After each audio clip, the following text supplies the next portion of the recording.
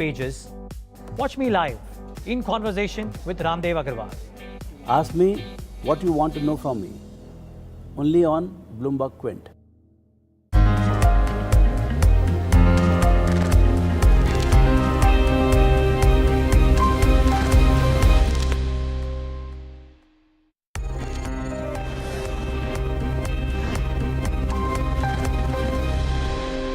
Hello and welcome to BloombergQuint. I wish you all happy Diwali. And India is the largest importer of gold, and it's a part of our tradition to buy gold on or around Diwali and Dhanteras. However, had you bought gold on last Diwali? Well, why last Diwali? Had you bought gold on Diwali 5 years back, that is on Diwali of 2012, you would have hardly gained over last 5 years. So should you really buy gold this time around?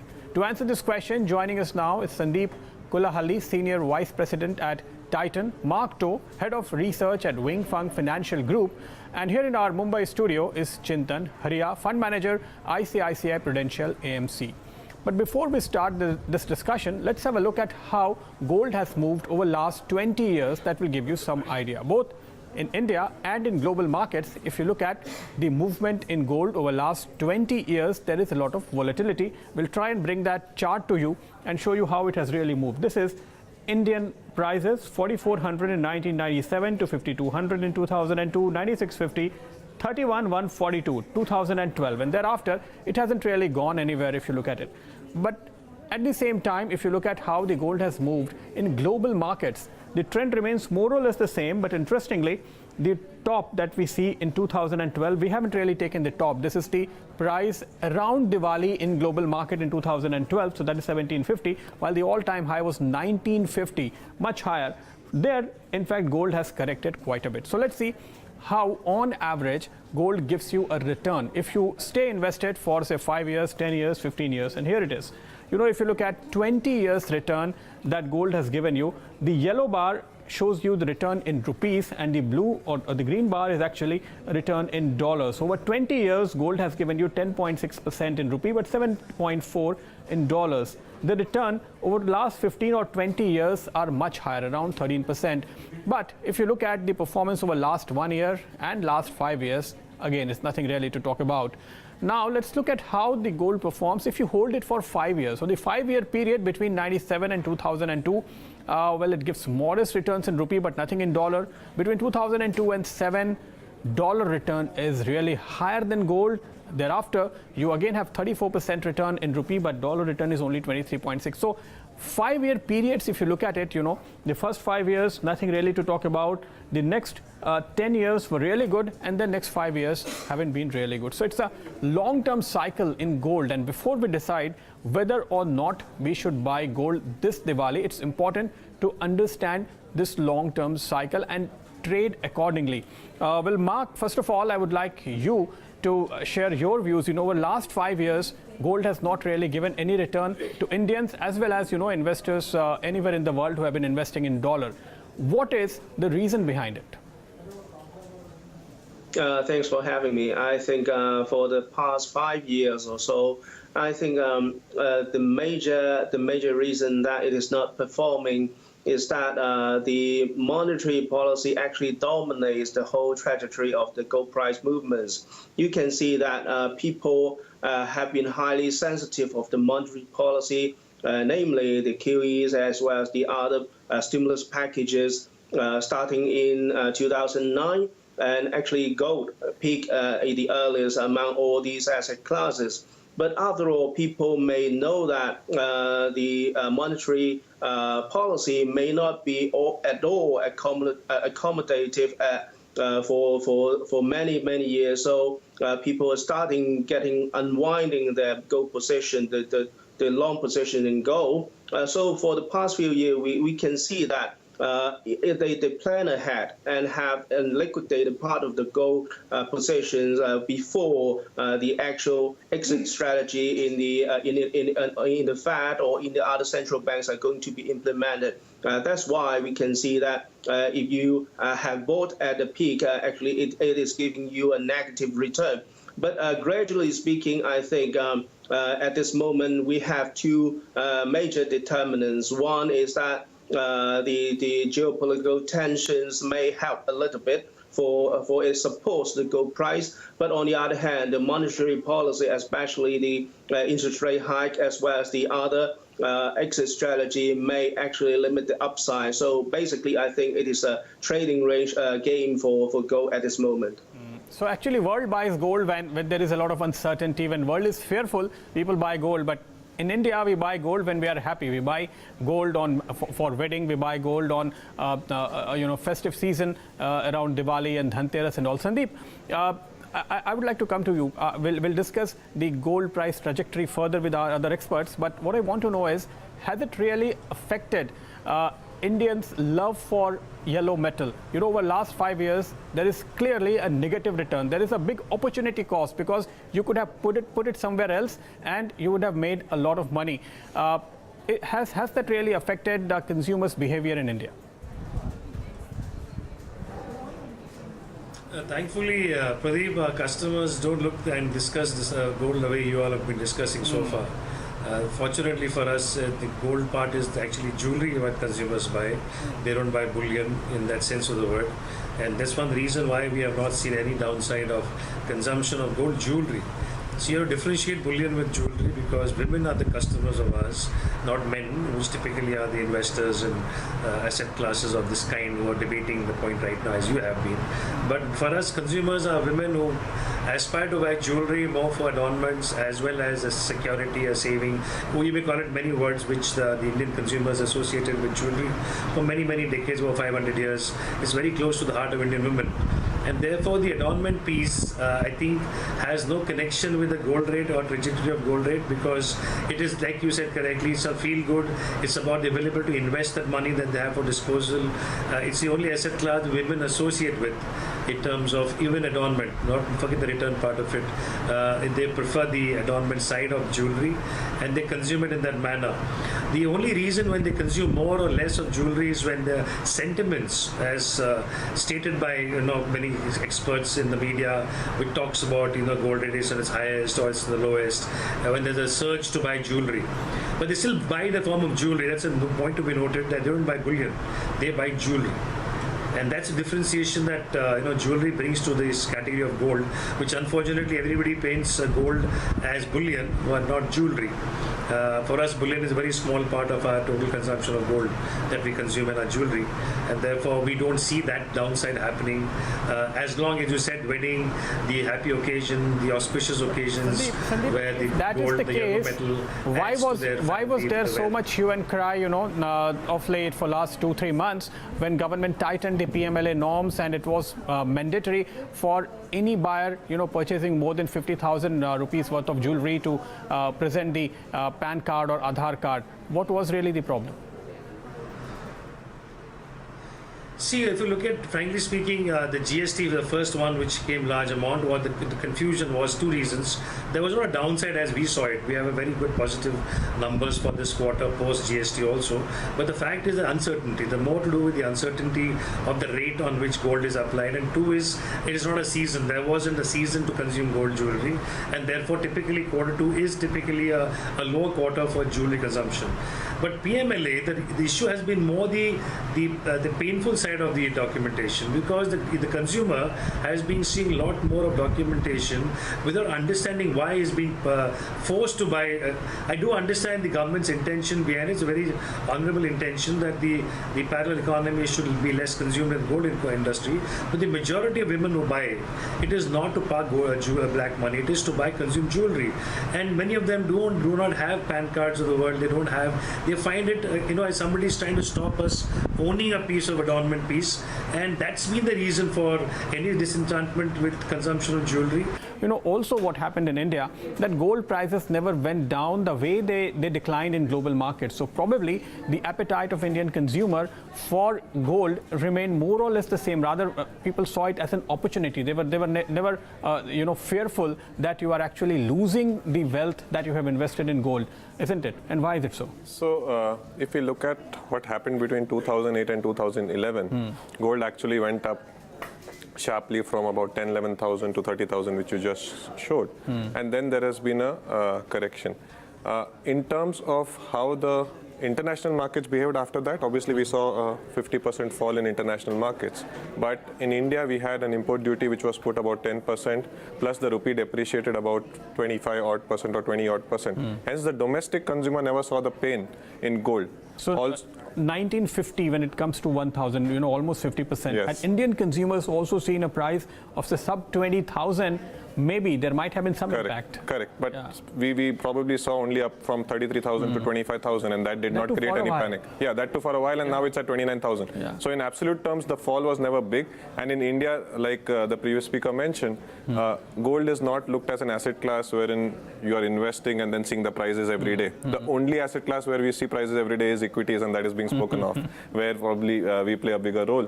But in general, what has happened post 2013 is that the move from physical assets to financial assets has been quite stark. Between 2003 and 2013, we saw a very sharp move in favor of physical assets in India, be it real estate and gold, while the financial assets as a percentage of our savings kept on coming down very, very sharply. This trend is reversing since 2013, since the real rates are today higher. So we have interest rates which are higher than the inflation, and hence for me as an investor, I'm better off investing in financial assets, and that's been basically shown in equities as well, wherein equities have actually given a better return than gold, and probably have given a better return than real estate as well over the last 4 years. Okay. Now, this contrast that you're talking about, in dollar return and rupee return of gold, that takes me to the next question. When an Indian is buying gold and for investment purposes, is he actually kind of hedging against rupee? Is he actually buying dollar? And the overall return, like we saw earlier, the 20-year CAGR in dollar is only 7%, but in rupee it is 10%. Correct. Which is actually over and above the return that you expect from fixed deposit over that longer period. So which means gold is actually, a positive yielding asset for Indians. So when you look forward, when you look ahead, do I also have to take a call on what will happen in global currency markets? Do I also have to take a call on rupee before I decide, how much really to allocate to gold? So yeah, there is an interlinking between gold prices and dollar, of course. As and when dollar does shoot up, gold has an inverse correlation. And as far as rupee is concerned, it depreciates roughly about 3.5% every year versus gold on a longer term basis, which is what versus dollar on a longer term basis, which is what was reflected in your 20-year chart, wherein the rupee return is 10% while the dollar return is 7%. And if we look at going ahead as well, as is the case with most emerging markets, India will also see depreciation against dollar in the longer run. And if you've seen actually what has happened in US, the US consumers' leverage has come down from 135% to 105%. The US current account deficit has also come down significantly from 6-7% about a decade ago to 2% of their GDP. So US used to fund, the dollars used to come from US in the emerging markets, and the emerging market currencies used to then have a multiplier effect. And then emerging markets were seeing a growth. Today that growth has stopped. So in some sense, if we look at the chain of events, dollar appreciation looks likely over the next few years, and hence gold to that extent will remain subdued. However, since gold has not probably given any return for the last 7-8 years, it may not be such a bad time from an asset allocation point of view to start accumulating gold as an investment as well. Because when something goes wrong in the world, gold does tend to give that kind of a hedge against inflation and against currency depreciation. Well, if you look at the graphics again, the 10 years period, the intervening period when the return was actually high in both dollar terms and rupee terms, was also a phase when probably global central bankers were very liberal. They were kind of cutting rates or providing excess liquidity, and the trend has reversed. When they probably we are moving towards tightening now. Actual rate hikes haven't come yet. Over the last 5 years, when we have seen gold already underperforming. So the question really is, now if central bankers really start to tighten their the interest rates, if rates start going up in US and also in Europe, and maybe in other emerging markets, what happens to gold? Mark, you were actually talking about the credit policy. What do you think will happen to gold over the next few years if world central bankers are in tightening mode? Well, there are opportunity costs of holding any asset. Gold is no exception. And right now, I think we all know that in an interest rate hike cycle, we can see that people are driving out the money from the bond market, or even from gold, and may go back to the securities, or you may say the equity class. I think it is very normal. And we all know that because gold is a non-interest bearing asset, there is an opportunity cost of holding gold in the very long term. Because for the past few years we have extraordinary measures taken by for the extraordinary times taken by the central banks, we can see the ups and downs in so volatile way that we could not have observed in the ordinary times. But after a few years ahead, we can see that people, whether it's the speculators, investors, or even the consumers, they know that there should be some kind of interest rate high, so they plan ahead and they act ahead. I think the downward pressure due to the monetary policy, the exit strategy, the shrinkage of the balance sheet, all these things are going to happen, but the pacing may not be as quick as possible. And I think the gold price is going to move in a trading range after all, as long as there is some kind of geopolitical tensions that may help support it. And the dynamics are basically determined by these two forces. So, Mark, first of all, the most important point here on, I think, for next 1 year would be if US Fed starts to unwind the balance sheet. That is, if they start buying bonds back, that would reduce the dollar liquidity in overall monetary system. If that happens, do you think some money will also flow out of gold or other commodities, and therefore there will be pressure on these classes? Well, I think in the ordinary times, gold, just like the other commodities, they are basically determined by the uses, the practical uses, the physical uses, like the consumer's preferences or the appetite. So in the long run, I think it should be the norm rather than exception. But for the coming few years, we all know that it is very difficult for the central banks to unwind their balance sheet without some kind of repercussions to the market. So I think the central banks are going to have the expectations management very carefully, and to try not to disturb the market dynamics, not to make the whole things up, and to let the investors to exit from the market gradually. So I think the gold price, the reactions basically will be minimized because the central bankers are going to give the minimal effect. At this moment, I think if you have to put a number on it, I think 1400 should be the immediate resistance level, despite the fact that we have tried to reach that level, but we failed to do this. Okay. Well, Chintan, for Indians, because it will also depend upon our own currency. So how would you, or is it really possible to take a call on Indian rupee here on for the next 2 to 5 years time period, and how will it really reward or not reward people buying gold in rupee? So like I mentioned, that normally rupee should depreciate against the dollar, and that's been the past history. However, our policies have never been this tight, yeah, fiscal exactly. and monetary. So however, in the past we've seen back in 2007 that despite rupee being high on the real effective exchange rate, which the RBI, we still managed to appreciate from, I think, 43, 44 to about 39, 39 and a half back in 2007 because of the flows which came in 2007 from abroad. If those kind of flows come into India, I mean, assume that we start growing at 7.5% in the next 1.5 year, and the trend of FI selling right now in the last 3 months that we've seen reverses sharply, and we see FIs also coming in. FDI has never been a problem in India. In fact, it's been the biggest destination.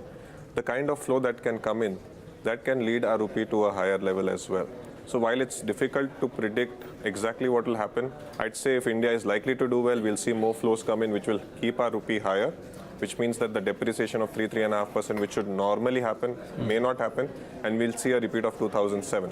However, if we want to see growth, and the government takes a call that rupee depreciation is one of the ways of actually ensuring that the growth happens, because monetary is tight in some sense. We are not having a loose monetary policy. Fiscal is tight. We don't have a fiscal stimulus right now. Correct. So then the only way that the economy can grow significantly is by allowing the rupee to depreciate, and that's probably what we've seen in the last 2-3 months. So rupee depreciates, the entire manufacturing and exports starts to kick in, and then we see some amount of growth in the economy coming back. So we'll say probably range bound is what my view is in the next year or so. If the flows come like 2007, we appreciate. However, on a real effective exchange rate right now on the RBI, we are at a higher level, probably higher than 2007 as well. So rupee will depreciate in the long run, but the short run is difficult to predict. So that's why you said that gold should be a part of your portfolio. Correct. Okay. Mark, there is one more question here. Gold became a favorite after 2008 because people didn't have faith in any currency, so to say. Do you think cryptocurrencies like Bitcoin have really emerged as a strong competitor to gold yet? Well, I think people after the crisis, actually they have developed a sense of, you may say, the lack of securities or the sense of insecurity towards the central bank's actions. So people may have to have some kind of a portion of their portfolio in gold as a real asset. I think in the long term it is still effective and valid. But in the normal times, I think the nature of being a non-interest-bearing asset may have a higher and higher opportunity cost for people to hold it in the interest rate hike. So I think the currencies, the foreign currency, whether it is in terms of euro or in terms of US dollars or the other currencies, at this moment, because the global economic recovery is still very good and the central banks are going to have a more hawkish attitude. So at this moment, I don't think that gold as itself can beat the average of the currency's performance at this very moment. Okay. Well, Sandeep, I'll come to you once again. The developments over the last 1 year, like you were also mentioning, GST, and before that, demonetization, they did have an impact on demand for gold in India. What is your assessment? How has demonetization really affected appetite for gold? I don't know if it impacted any which way the genuine regular jewelry buying habits of customers, because I think one of the things which has happened dramatically in that period of time has been that the last tranche of, let's say, the unaccounted money, unfortunately it also has the opportunity of parking lots of the parallel economy in this metal gold. Because of the density of the material, you can buy lots of stuff in small pieces. So therefore, I think what has happened is the large amount of the parallel economy had got consumed at large levels of that kind of currency purchase happened on the 8th October.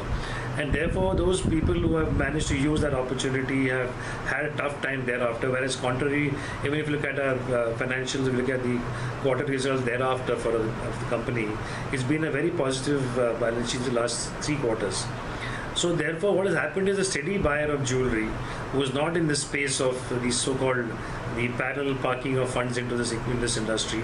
We have been the custom brand of choice to those customers, and therefore, large number of customers who found advantage of buying from the jewelers by large because the flexibility that they offered was not there anymore, because it impacted both the dealer and the consumer during demonetization. Therefore, the people's ability to go back to buying genuinely what they want through a formal process has benefited all the major players like us. And therefore, if you see the last 3 quarters, October to December, Jan, Feb, March, April, May, June, it has been an upswing for us throughout the period of time. And we have not seen, except for a 15-day patch immediately post demonetization, we have not seen a downside at all. Okay, and in fact, ahead of GST also there was a lot of buying, and we have seen surge in gold import initially, and then a drop over last 12 months or so that were really eventful. But to talk about how people really buy gold in India and how should they really go about buying or investing in gold, Chintan, gold ETFs, we have been advocating and talking about is, as you know, a more effective way of investing in gold. How have gold ETF fared? And government is also trying to, move people from physical gold to gold bonds. How successful has government been so far? So while I think the government bonds are a good alternative to invest, and that helps the country as well because we do not import, and that's good from a country point of view. It's not taken off as well as probably the government wanted. So I'm sure it's in the nascent stage, and eventually it will pick up. As far as gold ETFs are concerned, they provide a good alternative to those who want to invest in bits and pieces. For example, today, say 1/100th the price of gold, so 270 to 280 rupees is the per unit price of gold ETF. So if someone wants to start buying or purchasing in small bits and pieces, with as low as 270 or 280 rupees, you can go on the exchange and buy 1 unit of gold and then let it grow over a period of time. So that's the advantage of gold ETF. You don't need to invest 20, 30,000, 40,000 rupees at one go. You can invest 270, 280 rupees, buy 1 unit, keep buying 1 unit whenever you do have the liquidity. So from a mass audience point of view, this provides a good alternative investment, and gold bonds no doubt are also having their own positives. But the easy way, since most people today have demat accounts, gold ETFs are something which are also a good way to invest. But as an expert, do you agree that Indians really love the yellow metal? They want to hold physical gold, no matter what kind of product the asset management companies like you want to launch or government wants to promote. Yeah, so if you look at it, even at the peak, the AUM of the gold ETFs in India, mutual funds as an industry, was probably about 4,500 crores, which is probably nothing compared to the 13% of $7.5 trillion that is there in gold in India. So as a percentage of our overall wealth of $7.5 trillion, we have 13% in gold. If you see that, that's about $1 trillion. So okay. $1 trillion versus 4,500, which is less than $1 billion. So yes, clearly the physical metal or the physical form, and like the previous speaker mentioned, jewelry is something which people prefer. And that's where probably physical is scoring over the financial asset, yes. Okay. So, well, the good news is that experts also believe that gold will continue to perform, maybe will perform better in coming 5 years than the way it performed in last 5 years when returns were next to nil. But I'll go with Sandeep, where he says that people actually want to buy gold and they'll probably continue to buy gold. But even in that case, there is an interesting piece of advice that experts give us, and my colleague Jayesh Khilnani is standing by to give us more details on how should you really buy gold. Pradeep, rupee cost averaging is the strategy that we are going to look at for buying gold. Now let's say in the last 17 years, you decided that on every Dhanteras, you wanted to buy 10 grams worth of gold, irrespective of what the price was. In that case, what would have happened? You would have accumulated 170 grams of gold, and the total investment for that would have been in excess of 2.75 lakh rupees. The average cost therefore comes to just over 16,000 rupees. Now this 170 grams gold, as of today's price, would be worth nearly 5 lakh rupees. Now let's have a look if you had done equal amount investing, that is 16,208 rupees invested equally every year, irrespective of the price and the number of units that you get for that. What would have happened in that case? Well, you would have accumulated 270 grams of gold and the investment amount would have remained the same. The average cost, however, goes down to 10,179. And the value of the 270 grams of gold would be in excess of 8 lakh rupees. Therefore, we can conclude that one should invest by equal amount and not by equal weight. Well, thanks, Jayesh, for all those details. So it makes a lot of sense that you do a systematic investing in gold as well. That will maximize your return over a period of time, whether you want to hold on for a year, 5 years, 10 years or 20 years, as we just discussed. Well, with that, thanks a lot, Sandeep, for joining us in this discussion. Also, Mark and Chintan, many thanks for being with us. We wish a happy Diwali to all our viewers. Thanks for watching BloombergQuint.